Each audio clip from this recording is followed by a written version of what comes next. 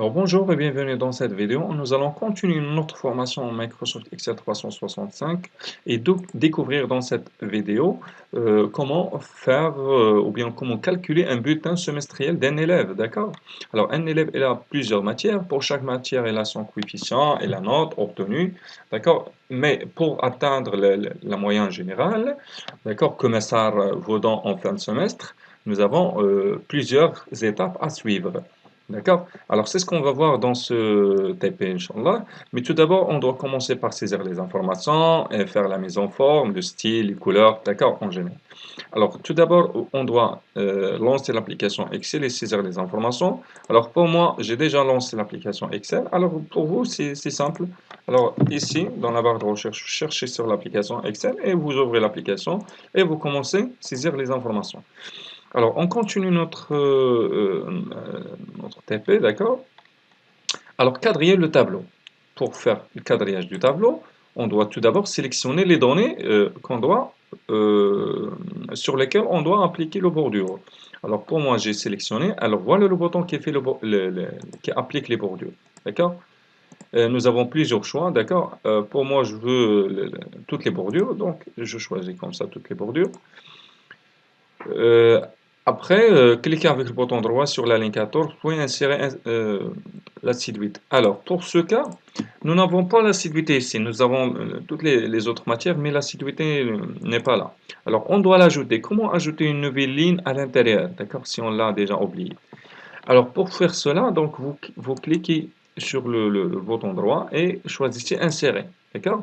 Et ainsi, vous tapez assiduité. D'accord? Alors, pour le coefficient 1, pour la note, vous tapez 20 par exemple. Quoi d'autre? Fusionner et centrer les cellules A1, B1, C1 jusqu'à D1. Alors, nous avons ici plusieurs cellules, on doit les fusionner, c'est-à-dire les rendre comme une seule cellule. Alors, pour cela, je vais sélectionner A1, B1, C1, D1, et voilà le bouton qui fait la fusion. D'accord, fusion. Nous avons plusieurs options, mais dans le TP, elle vise appliquer, fusionner et centrer. Voilà. Elle a fait le fusion, mais elle a aussi centré les valeurs, la valeur au centre. Ça marche?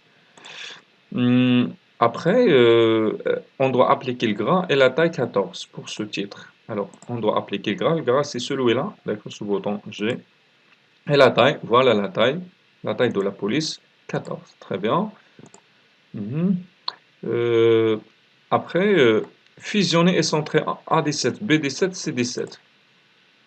Alors, voilà A17, B17, C17. Fusionner. Fusionner et centrer. Alors, la même chose euh, pour la ligne 18 ou 19 et 20. Donc voilà, 18. Donc, les trois, je vais les fusionner et centrer. Aussi 19, les trois. Et aussi le 20. Les trois, je vais faire fusionner et centrer. Alors, on doit appliquer le bordure aussi pour la ligne 20. Très bien, donc maintenant c'est bon, on a appliqué les bordures. Après, centrer les en-têtes du tableau. Voilà les en-têtes. On doit les centrer. Alors, pour les centrer, on doit les sélectionner tout d'abord. Et voilà le bouton qui est fait centrer. Voilà, vous voyez maintenant les titres ils sont devenus au centre. Changer la couleur des en-têtes et du titre comme dans le tableau qui est à la fin de cet atelier. D'accord? Donc, on doit les rendre comme ça. D'accord? Alors, pour le coefficient, on doit le mettre en, en orange. Ok. Et pour N fois C, en vert. N fois C, en vert. Alors, voilà la couleur de police. Ça change la couleur de police. Quoi d'autre? Modifier la largeur, plutôt modifier la couleur de l'arrière-plan. Trame de fond des en-têtes du tableau. Alors, les en-têtes du tableau, voilà. On doit tout d'abord les sélectionner et changer la trame de fond. Voilà, couleur de remplissage. On choisit par exemple comme ça. D'accord? euh, pour les en-têtes du tableau. Cliquez avec le bouton droit sur le feu 1, puis renommer en bulletin. D'accord? On doit la renommer en bulletin. Voilà, on va voir comment renommer.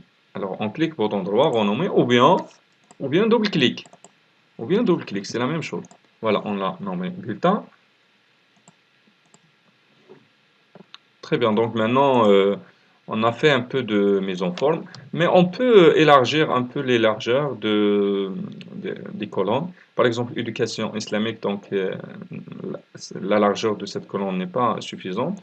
Donc, je peux l'élargir comme ça. Ou bien faire double-clic si vous voulez automatiquement adapter la largeur selon le contenu, comme ça. Alors, lorsque je vais cliquer double-clic, elle va automatiquement l'adapter selon le contenu maximal qui est dans cette colonne.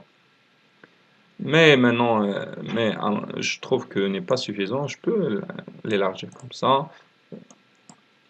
Voilà, très bien, pour avoir une lisibilité des données, que la lisibilité soit beaucoup plus claire, ça marche. Euh, Très bien, donc on peut ajouter un peu de, voilà, par exemple, on applique pour le moyen général, qu'il soit différente. Ici, on peut faire, par exemple, le résultat final. Le résultat final sera là. D'accord? Résultat final. Alors, maintenant, on va, donc, ce qui va arriver après, donc, c'est le fait de calculer. Donc, après avoir appliqué un peu de mise en forme, du style, alors maintenant, on doit commencer calculer les informations, d'accord, le total des coefficients, on va le mettre ici, le n fois c, on va le mettre ici, d'accord, la note minimale, la note maximale, la note moyenne et la moyenne générale ici.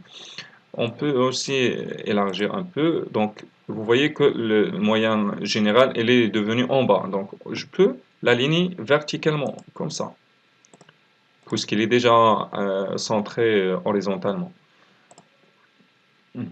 Très bien. Donc voilà, c'est tout pour la mise en forme. Donc vous voyez donc les boutons de mise en forme, c'est simple. Très bien. Donc la vidéo prochaine, Inch'Allah, on va commencer à calculer les coefficients ici, la somme et la multiplication, ainsi de suite. Ça marche? Allez, bon courage.